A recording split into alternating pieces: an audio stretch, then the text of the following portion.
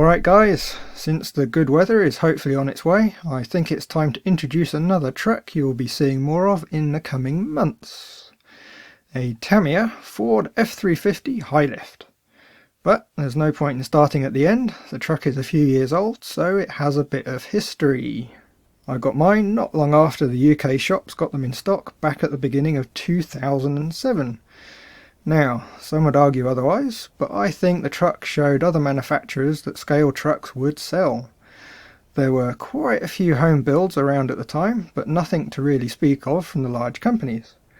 The high lift isn't as smooth and supple as what came later, like the SCX-10, but it does have a 3-speed gearbox lifted from the lorries with the addition of a transfer box, leaf springs, and a hard body from the Juggernaut, but with larger wheel arches. The truck's really heavy, easily a couple of pounds more than most trucks of the same size.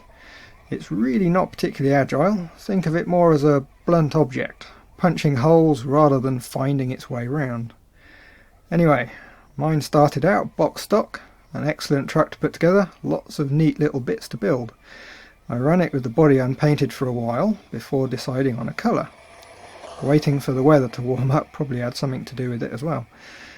It stayed like this for a couple of years, getting run most weeks. It was a lot of fun, but with the weight, small tyres, low ground clearance, something had to change. Let the mods begin.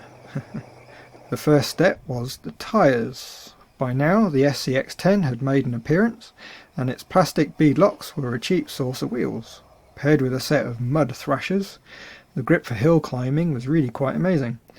At the same time, I also replaced the dampers with some of the white RC four-wheel drive ones with the red covers. Just for looks, of course. It was run like that for a year or two. At some point it developed a different bumper made from styrene. Then the mods got a bit more serious. I lifted the gearbox by almost an inch. This had a bit of a chain reaction with lots of other parts. First, the radio tray needed some trimming to fit around the new mounts. The motor ended up well into the windscreen, so the body has to be lifted by fitting spacers under the radio tray. I could have lifted it by the same amount as the gearbox, but that would have made it far too high, so the body was only lifted 8mm or so. The rest of the clearance comes from moving the motor to the front of the gearbox on a new mounting plate. So far so good. The new motor location displaces the gear shift servo, so that had to find a new home behind the gearbox. With the 8mm body lift, it will just about clear a standard size servo. A bit of a pain to do, but this made the biggest difference to the performance. It no longer grounds out on small rocks. Great stuff. The next problem was the new gearbox location raised the skid plate too, which made the steering servo vulnerable to damage. So I bashed out a large skid from some 2mm aluminium. Ugly, but functional. As usual, it was run like this for quite a while. Sometime later, I got myself an axial honcho kit with the plan of making it into a Land Rover. And it just so happened the mud thrashers no longer suited the lifted body on the high lift. And the honcho flat irons didn't really fit the Land Rover body. Easy fix, swap 'em.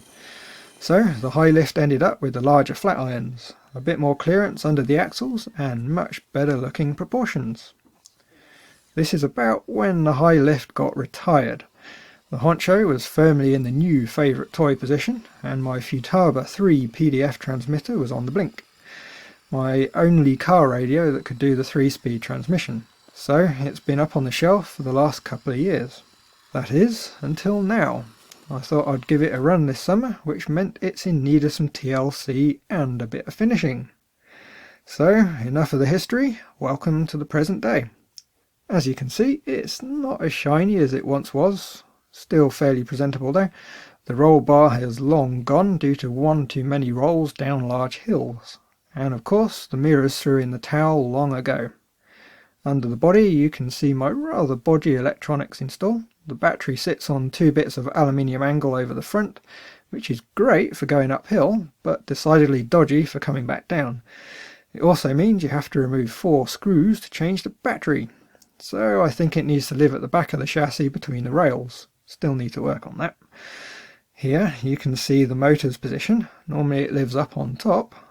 I trimmed the top off the stock mount so it just clears the windscreen with the body and gearbox lift, just in case I want to go back to how it was.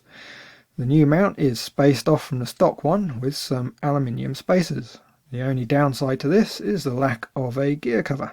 These are the mounting plates for the gearbox. Normally the lugs mount directly to the rails. Also in here you can just about see one of the brass spacers lifting the radio tray and the body. Under the chassis you can see the stock skid plate in position. This one is the one I made up a few years ago. It worked a treat for protection, but it's pretty ugly. To get the stock skid to fit I had to move the steering servo. Normally it lives up under the radio tray, but it hangs too low with the raised gearbox and tray, so I made a little plate to mount where the bell crank normally lives. The steering is that bit more direct too, which is nice. The only issue is it gets a bit close to the leaf spring which catches on the servo saver when fully compressed. Easy enough to fix though, just need to make a new plate that puts the servo a little higher up. Back here you can see the shift servo, not much to say about it. It has a small arm that links up to the shift rod on the gearbox.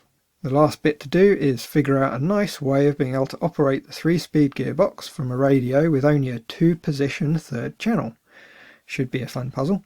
I also want to install a full set of lights which are also controlled from the transmitter, but we'll see how that goes. I think that's about it. There will be a follow-up to this as I finish getting the high lift ready for the trail. In the meantime, I hope you enjoyed this video. If you did, don't forget that like button. It always helps if you tell your friends with a share. And of course, if you don't want to miss new videos, there's always that subscribe button. Thanks for watching. Bye bye.